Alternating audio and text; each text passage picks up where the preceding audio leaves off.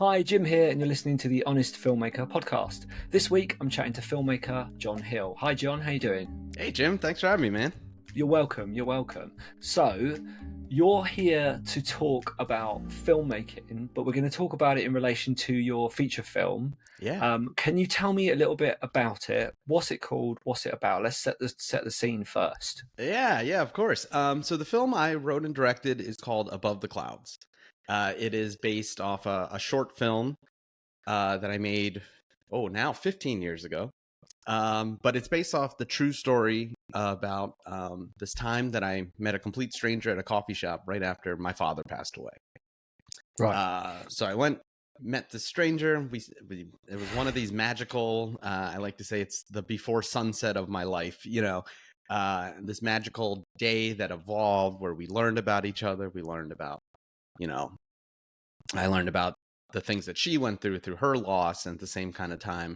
And just kind of had this magical day that I remember at the time posting online, just saying like, one day this is going to be a movie, and it took me 13 years to get there, but we finally did. And it's incredible. We played all across theaters in America, and now we're available for streaming on Amazon, Tubi, YouTube, everywhere. Where are we at this point? And how did you handle funding? Did you have to go and get the funding? Did you fund it yourself? What was the situation there? So it's been a long journey, right? So it took me 13 years to get it going. And I tried the whole time. But what I end up doing is finding myself in this like a lot of filmmakers do, this trap, right? Where your passion becomes your burden, right? And I like telling this story because, so many people are like, you have these dreams, right? I'm going to be a filmmaker. I'm going to go to film school. I'm going to be this. I'm going to be that. I'm going to, Hollywood's going to discover me and I'm going to be rich by, and I'm going to this man. Any day now it's going to happen. Right. Yeah. And that's kind of what I was doing with my film. And I knew I wanted to do this. But then I found myself in this trap where like my wife would say, we should go on a vacation, and I would say, well, I should be working on my film. And then I wouldn't work on the film. And then now I'm sitting here with no film and no vacation and just do that times 10 years, and you kind of look at yourself in this place where you're like, well, what am I doing? Do I really want to do this or not? And so at one point I said, and I was working in sports, but it was kind of this weird, like, well, I'm working here, but like, I don't know if you guys actually know, but I'm secretly Steven Spielberg, Yeah. but I'm just here with you peons until Hollywood discovers me, Yeah. And so I wasn't really 2 feet into my job in that world,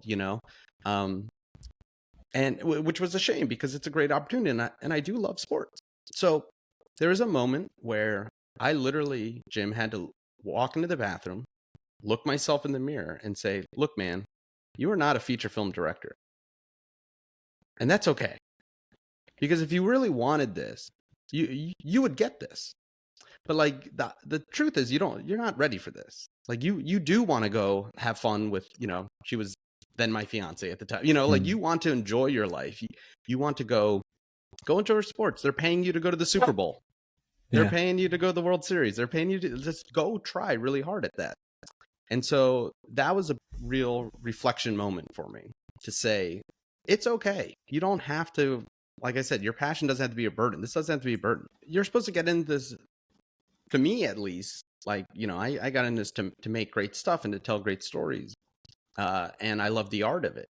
But if you're not loving it, then what are you doing? Then you're faking it and you're just going through the numbers. So for me, and this is advice I would tell people, like if the passion's not there anymore, it's okay to walk away for a bit. And when you're ready, you'll be ready. And that's exactly what happened. I took time off from it. I said, I'm not doing this. I'm good. I started like, you know what? The being a sports producer would be great. Like if you told 12-year-old John, hey, sorry, you don't get to direct films, but you get to go to football games. People would kill for that job. It's a good job. It's a good job. And so that's what happened. And then that's, where we started winning the Emmys. We started winning the Webbies, where we really started kind of like focusing on that. And great. And then a few years of that, you start getting that itch again. You start getting that, one of the things that I was helping a friend shoot a short film, and then another friend was asking about it. And he said, well, who's helping you? And he goes, oh, Jon Hill's shooting it. And he goes, oh, does Jon Hill still make stuff? And I'm like, what? Like, wait, me? Like, I make stuff every day. But I was doing it in a different world.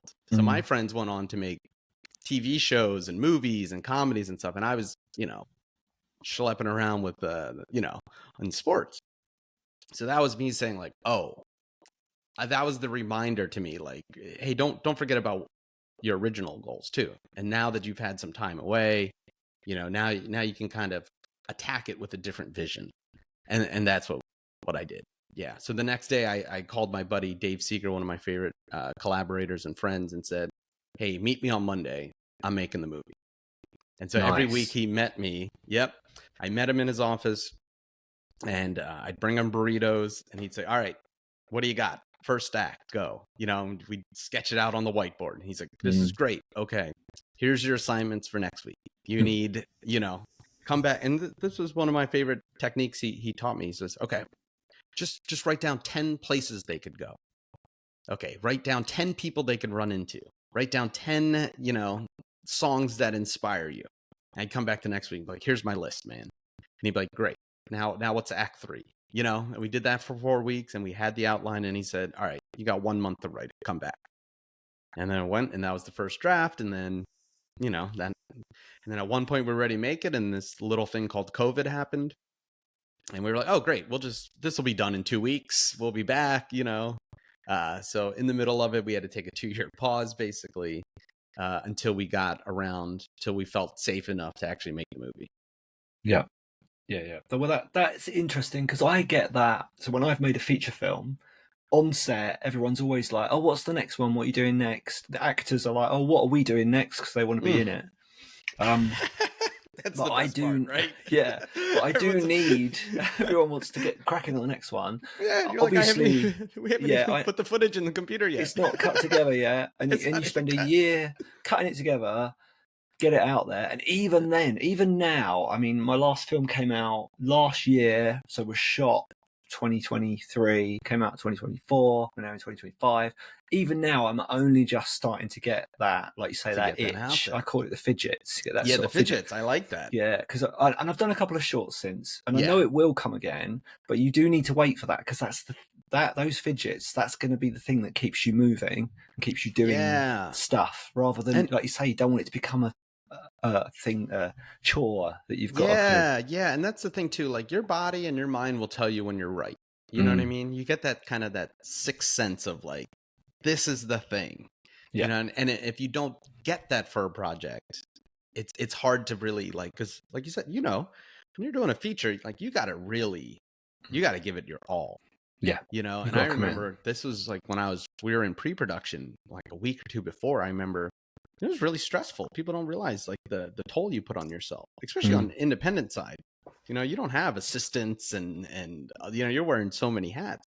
I remember one time I was with my wife, and I was answering emails at the gas station, and I like get back in the car, and she's like, Jon, like, what are you doing? And I'm like, what? I'm sending email. I was like being really rude, snappy, like, I'm sending emails. She's like, no, the gas is still in the car. Like, the handle, we were about to drive away with the handle in. I was so distracted, that I couldn't even do basic functions. And I say that because I think, I remember that moment, because that was me feeling like, oh my gosh, like I'm neglecting my family. Like, I'm just not even being present.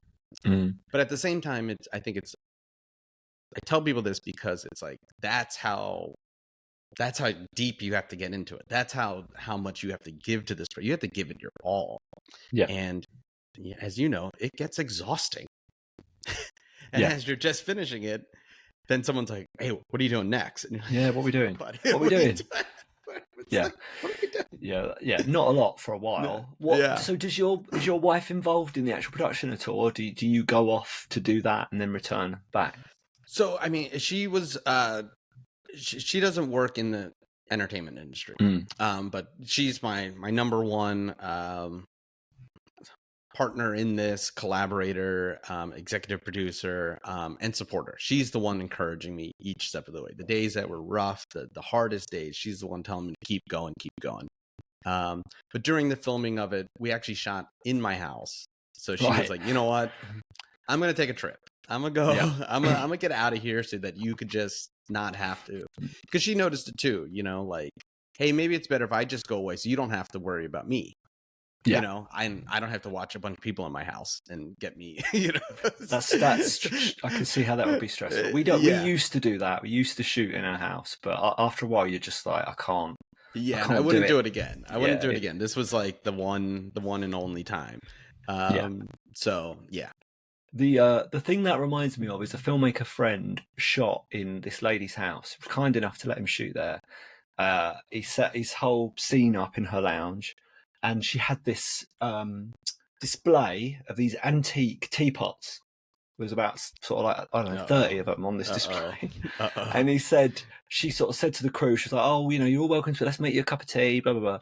I'm going to go upstairs and let you guys get on with it. Just please be careful of the teapots. Anyway, you know where this is going. So I think the handle of the camera hit the thing, the whole lot smashed. And he said the worst moment of his life was those 15 seconds where it smashed, everything went quiet, and then he heard her walk across out of the room and down the stairs, and it's just like, oh my god, this is awful. So yeah, shooting in people's houses can be a stress. So crazy. So sorry, I'm going to pin you down on this one. Yeah, let's funding. do it. Talk to me. So funding, did you pay? Did someone else pay? Did you just go, right, I'm going for it, I'm using my money? I used a lot of my money. Yes. Yeah, don't we all? And I'm still using my money. So we did a couple things. We did a crowdfunding, a Kickstarter, and we raised about $42,000 with that. Yep. And then we raised about 70 in private. You know, right. Some of that being, you know, me and my wife's money too. But then we probably got 5 or 6 people to give pretty big chunks of change to help that. Yeah. Yeah. And where was the film shot? It was shot in Los Angeles. Like literally in my neighborhood of what we call the east side of L.A. It's kind of it used to be the hipster kind of part of L.A. where cheap young artists used to move, but now it's being gentrified. Oh, lovely. So one of the things I wanted to do is, you know, kind of capture this moment of, you know, Highland Park, Mount Washington area, which is probably gonna, you know, be an Apple store soon. So well, your house price might go up, I'm assuming, if that's what's going to happen. Well, for my landlord, good for them. Oh no! I don't want to hear that. Good for them. Good job, landlord. I'm so proud of you. I'm happy. Well done. Great job. Oh great god. Job. Oh, so then that's interesting to me. So I looked. So looking at the film, looks super high quality. Looks like something you'd see. And I did think, oh, that's got to be LA. But then I was like, oh, is it super expensive? I've never shot film over there. Is it even more because it's in that particular place? Or so I would say, like, my neighborhood, not so much. It's still, like I said, it's going to be very expensive. It's not quite as expensive. We've since moved closer to the beach area, where that. I mean, the costs of filming there, like equipment in LA, all of that stuff. Is that more expensive? Do you think? I would say, well, yes and no. I think in general, yes, right? Because you know, just the cost of living in LA. I understand why production would not want to shoot here. You have high film permits, things like that. Just the cost of living it's an expensive city, right? Like, you know, London's going to be expensive more so than, you know, out in the Cotswolds, you know. But like food's expensive, all those things are expensive. But what we had advantage of is the resources of people and talent. You know, like, because I have friends that could work for me at a very discounted, generous rate. Because I lived in the neighborhood, I could walk to all the local stores and just say, hey man, like I'm broke. I'm trying to make this movie. You know, I live in the neighborhood. We have a scene in a you know, a little shop, anything we can do. And they give you a really great rate. And then just being able to have access to cameras through friends and stuff. Like, so I think for us, it helps save money because no hotels for actors, you know what I mean? Like things like that. Also too, like, one person did unfortunately get COVID before we casted them. But in LA, you're able to scramble and call a friend who's an actor and be like, hey, is Yeah. there, things like extras are easy. I'm not paying for extras. I have a bunch of friends that can come fill in, So Yeah. So for us, yes, I think it was a good advantage because of the connections we had. Mhm. But in general, yeah, LA is pretty expensive, man. Like if I was, a movie, it's tough, But because the thing is, I guess you've got the sort of beauty of the location, which is sort of where that money's going. yeah, Because to me, if I look at your film, I'm like, there's a cheap version of that, which doesn't look as nice in not as nice a place, but that's a bit more guerrilla style. But I don't think you'd get the same kind of look and feel to it. So what I was going to ask you about was, so you've got the funding, you've got the film shot. I'm skipping over the shoot for now. Let's do it. Talk to me about first of all, festivals. So you've had a good festival run with it. Yeah, we did. What was did you have a strategy? Do you have festivals in mind? Had you already sounded them out, or did you just shoot it out to different ones? Tell me about that. So our festival strategy. Okay. So obviously you always aim big, right? You have to do your big ones, your Sundances, your South. Like, the shot is almost zil, but the reward is so high. You just have to try. You call every connection that of someone who works there or knew or who had a film there. You try everything. You do your best shot, and you don't get in. And you kind of just work your way backwards. The crazy part was, at the time that all this was happening, right? So we're rushing to make the Sundance cut. We're rushing to get these things out there, And at the time, I had to go live in Qatar for the World Cup. Right. So now, no disrespect to Qatar, was a very challenging time, but. And plus, I'm working the World Cup. I'm going. I'm just going. Like, I have work to do.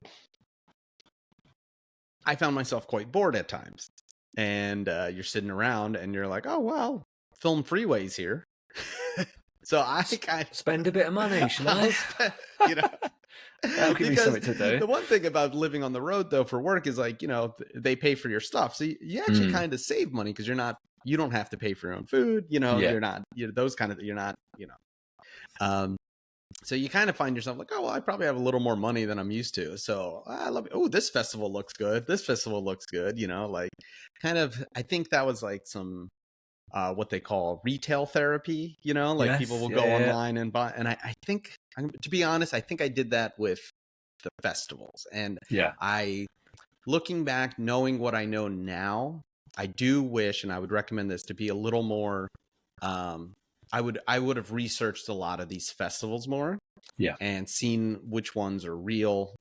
There might be someone who owns 3 festivals, and you're like, why did I apply to all 3? Because if I get into one, it's the same person who either likes my movie or not. Yeah. So great. So I got into one, and I just wasted money on the 2 other festivals that they're not going to put me in because they've already used me in the one festival. Things like that. I did a lot of, again, retail therapy, like just pick places I wanted to go. Like, I applied to way too many in Spain and Italy because I just wanted an excuse to go to Spain. I did a lot of that. So I think, yes, looking back, I think to other filmmakers, what I would definitely do is have more of a strategy. I would definitely do more time figuring out exactly where you fit and writing, probably reaching out to them, and just communicating and reaching out to people and be like, hey, do I even fit? Is this something that would matter? And try to, like in life, it's all connections, right? So instead of just cold submitting like, hey, I'm a film, blah, blah, blah, no one knows me, I would approach that differently. But sometimes you're in Qatar just with the credit card, and you're just hitting. You're eating your dinner on expenses. Oh yeah, think, I've just saved $30. God, exactly. Why not? Like, take a punt. It's an early bird special. It's only $80, and you're just like, yeah. We did target a lot of, and I will say this, we did target a lot of the Asian American festivals, the films that specialize in. So I'm Thai American, and the film is based on the Asian American experience. And I found that those were not only the ones that really understood our movie, but the communities around it and the festivals themselves were great. Yeah. You know, because some festivals, you know, are fun because we had a couple of festivals that the festival itself wasn't great, but it put us in a great movie theater. Yeah. You know, our premiere was at a Regal. Like we premiered, and I was like, this is where I saw Black Panther, like literally the same theater. Yeah. And like, so that's the coolest experience ever, you know, because it's a giant movie theater. But some of but the community might not be there, you know, or they might not quite care, you know, or some of these places like, oh, you want to go to the award show, $40, you know, you want this 40 bucks, and you're like, okay, cool. I found that the ones that were very niche for our film, which was the Asian American ones, and you know, maybe I've heard this is like Horror Fest are really good for horror films. You know, the community's great, the people you meet are great, and I think going back, those are the ones that really I think I got the most out of. Yeah. And what, just for other filmmakers who are in that festival zone, to make them feel better about these late night purchases, what's the percentage, would you say, of how many you entered to how many you actually got into?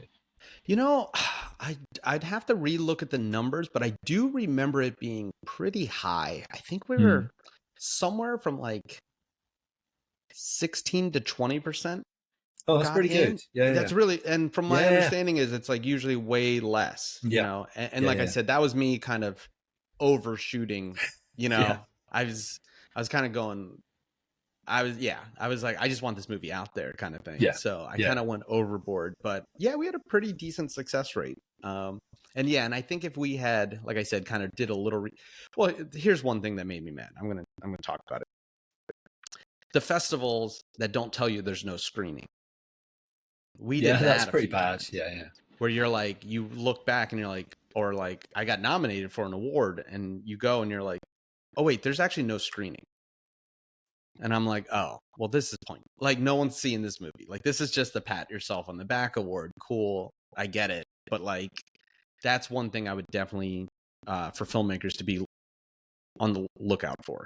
Like, laurels are cool. All that stuff's fun. And I get it. It feels great. But the real benefit, like, you get into this to see your movie on a big screen. Make sure the festival allows that. And yeah, I think I definitely need to do another video about film festivals, maybe a strategy video, things to think about before you actually enter, because there's so many little things like that you need to keep an eye on Film Freeway, and ways to approach a festival. So then now talk to me about sales and distribution. So how did you handle that? Who did you go with? How did you do it? So we you know, and that's another thing too. Like I wish I learned so much more now than I did, you know, and I think definitely to filmmakers, you know, definitely try to have a good plan going into it. You know, like I would definitely was behind on researching distributors and what to do with it.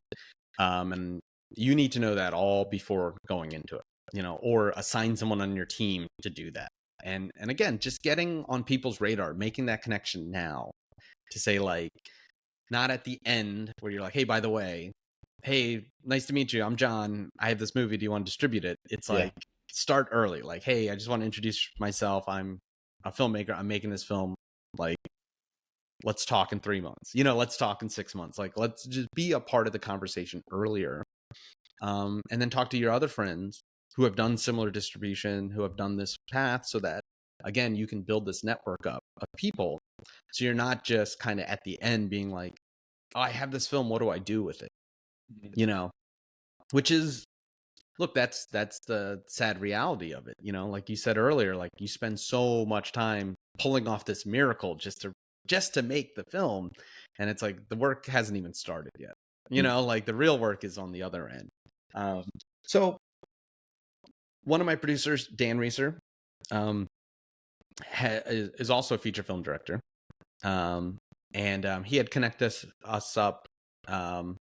And he had kind of helped a lot, and we were struggling. And then we found one place that they wanted us, but then it just didn't work.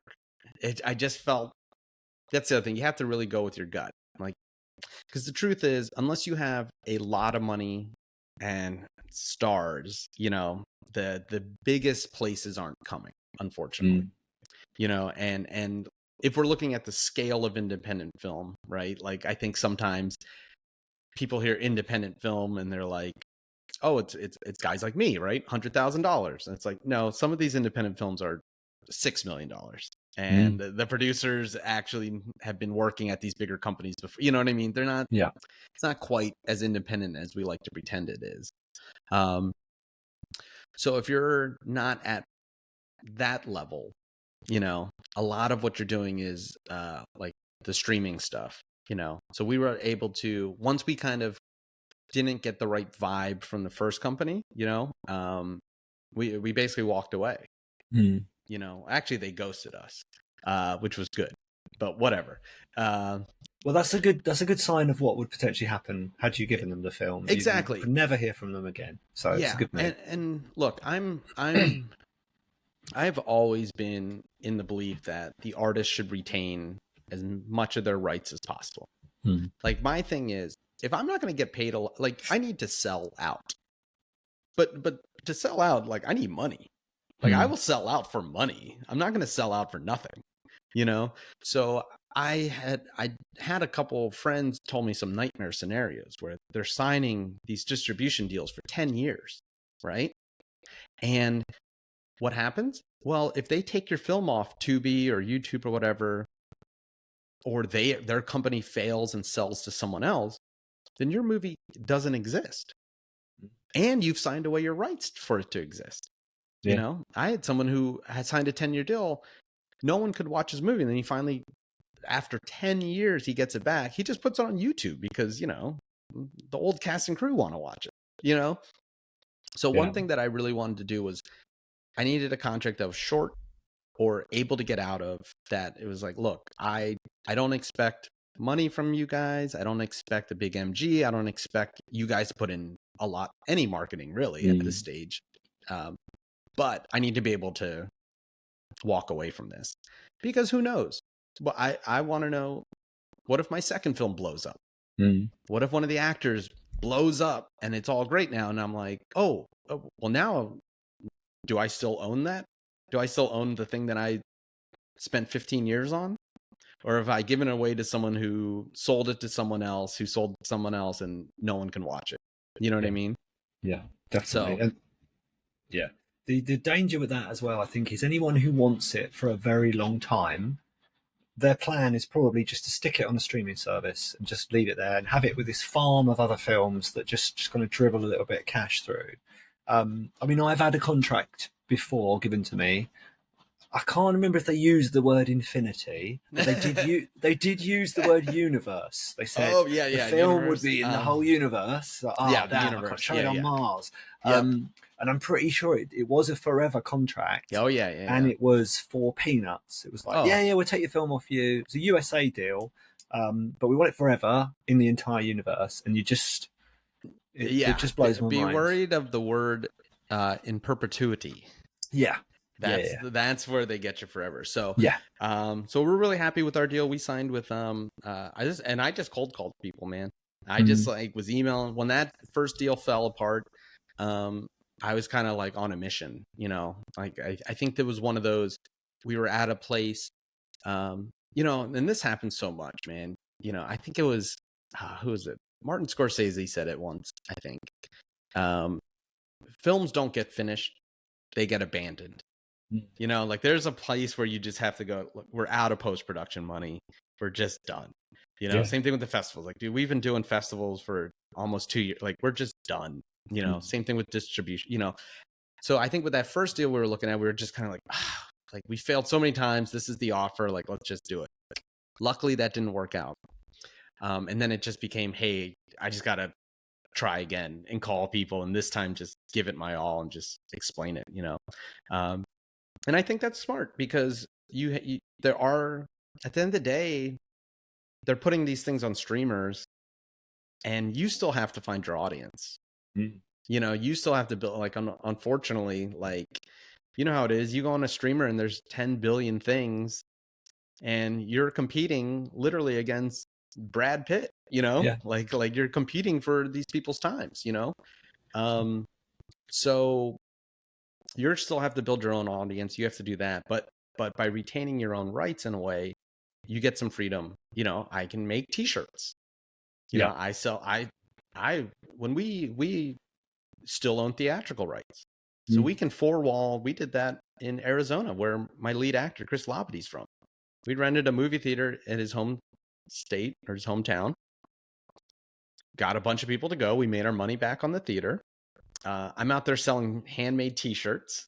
Yeah. I made more money on the t-shirts than I did I bet on you that. did. Yeah. Yeah. And we put the soundtrack. The soundtrack is from my good friend. He's a professional producer. He's Grammy nominated, all this stuff. Nice rec. We put his album out on vinyl, and we were selling that. Nice. Yeah. And I think the independent world now is, I'm looking towards the music industry. It's no different than Spotify. Artist puts a song on Spotify, they're getting 1/1,000,000th of a penny. It's the same thing with streaming. You're not making a lot of money on that. But if I can make a t-shirt, I can make $10 off a t-shirt. Well, I would need 100,000 people to decide to go on, your Tubies or your Rokus, decide that this film is with, not the most notable stars, and decide to watch that. And I need 100,000 of them to do it. Or I find the people who love this kind of thing and then target them and try to get them to give me $10 through a t-shirt or, merchandising and things like that. Yeah. No, that's smart. That is, I mean, it does feel like people are moving. Obviously, people still go on streaming, but people want something they can touch. They want like a live experience, or they want something physical from a film they love. Yeah, and yeah, go on. Yeah, and I think the thing too we have to remember too is, like, I think as independent people, like, we have fans, right? Like, fans are really what provide it.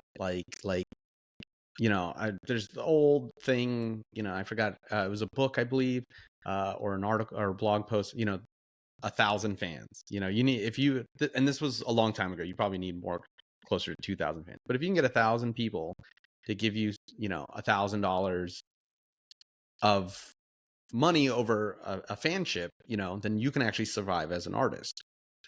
So that's what you really want to do, is you want to find the people that love these kind of things and are willing to give you the $10, the $20, buy your Blu-ray DVD, buy your t-shirt, buy that, go to the theater and see it, support you that way, as opposed to just kind of putting it out there and hoping the world finds you.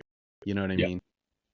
Yeah, definitely. All I was going to add to your point earlier about, and it sounds like this has sort of happened with you, and it's happened with me before, is I think the danger is, if you don't do that research and send those emails out to sales and distribution, if that's the path you're going down, you don't do those either before production or during production, earlier on, then, and you do it in a staged, you go, right, now we're film festivals, now we're sales and distribution.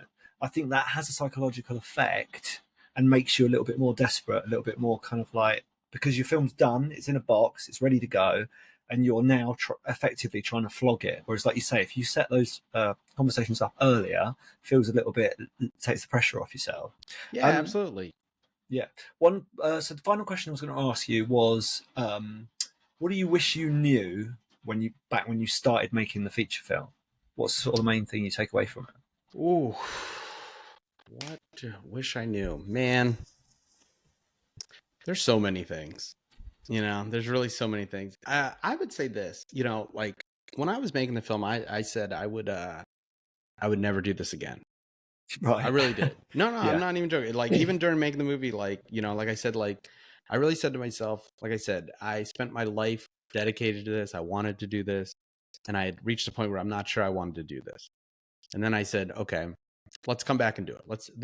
And because it's such a personal story, and if you watch the film, it is the true story of it. It is like the last scene, Chris Labadie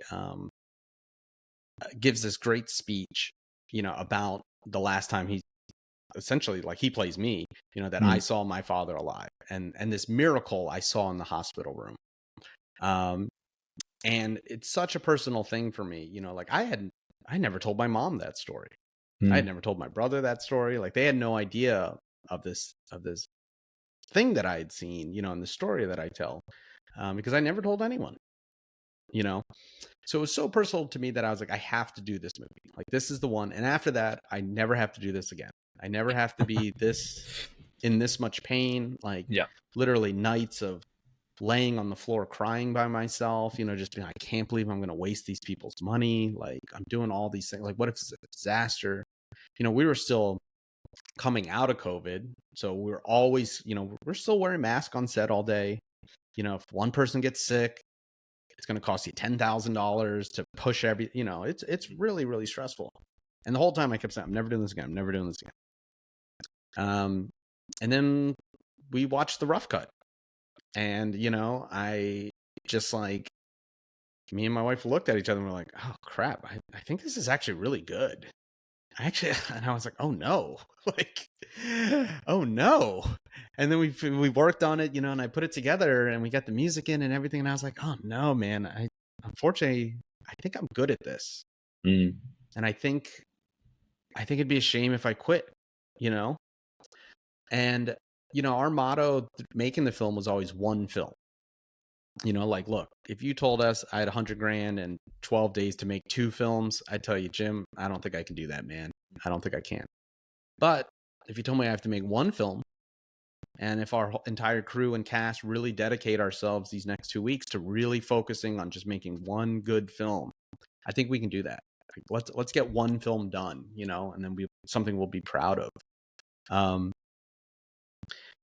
And a lot of it was like, I didn't really have much expectations. I didn't have this like, oh, we're going to do this. We're going to get in Sundance. We're going to do this. I'm going to get a career out of it. I was like, no, I just want to make a really good movie, and going into it, I kept saying, look, I don't think I can make everyone's favorite movie, right? Like people go online. People will tell you The Godfather stinks. You know what I mean? Like what shot do I have?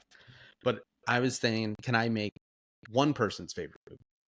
Like, is there going to be a kid out there that lost a parent, that is lost and sad and doesn't know what to feel like, that needs a laugh?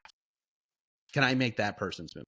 Can I make that mixed race Asian American person who hasn't seen themselves portrayed in a certain way, a love story between Jay and Danny, and Chris Labadie and Kyun Kim, this incredible actress? Can someone like relate to that, right? Because we don't see that too often, right? We have a Before Sunset. We don't have an Asian Before Sunset, Can I make that person's favorite movie? Can I make my crew's favorite movie?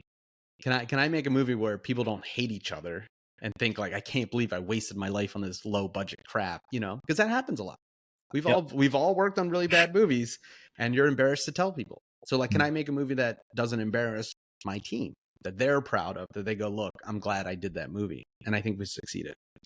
And last is like, can I make my favorite movie? Right? Because oftentimes we set out to do this project and at the end of the day, we hate what we made. We didn't shoot it the way we wanted, or we thought we got this actor because we thought they would help us, even though we hate them, like all those things. Like, did I say the exact story I wanted to tell? Did I tell my family's story the way that I want it to be told? And I think we succeeded at that too.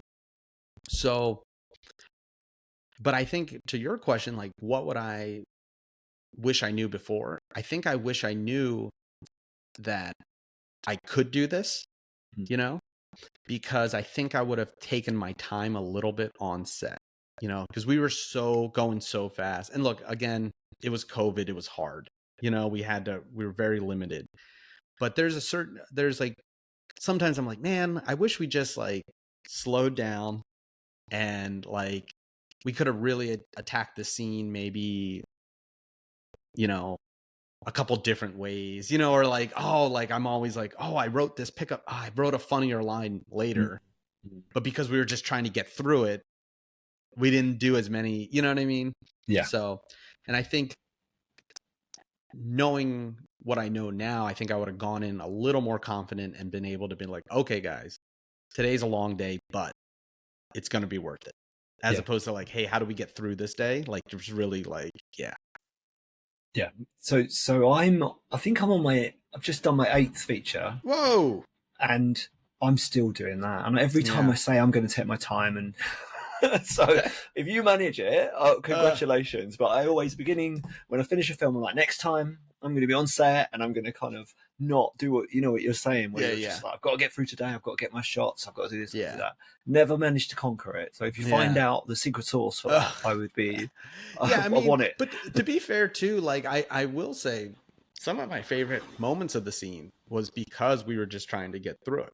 Yeah, You know, some of yeah. these like we had, you know, I like to call it's a walkie-talkie, right? It's like two people meet, they spend the day walking around, talking, Mm. getting to know each other, talking about life and their struggles and a whole bunch of topics that I wanted to talk about. And so much of it, I mean, I think 90% of it was on a Steadicam. I have one of my best friends, Nate Cornett's my cinematographer, and funny enough, like the week before, he was like, "Hey, I just bought a Steadicam. Should we shoot it on that?" And I was like, "Yes, please." So that was great. But yeah, some of the things of like, how do we get through this scene fast? Like, okay, let's try one long take of it. Was really what ended up being, I think, the best parts of the film. You know, some of my favorite things were like, what if we just kept the camera rolling? You know, we just shot it a couple long ways and then we can edit it to make it work, where I think that kept the energy going of the film and that kept that like whimsical, like this is a day in the lifestyle, where maybe if I had too much time and I was like, let's make sure we light this perfectly, make sure we do this angle, like maybe we would have lost some of the energy. Yeah. So, but yeah, I think actually another thing would be like just asking for favors. Mm. You know, like you'd be surprised how many, and maybe this is just Los Angeles because everyone's an actor here. You'd be surprised how many people will say yes to you. You know, especially for like, you know, our film had a lot of like, you know, characters that would show up for like one scene.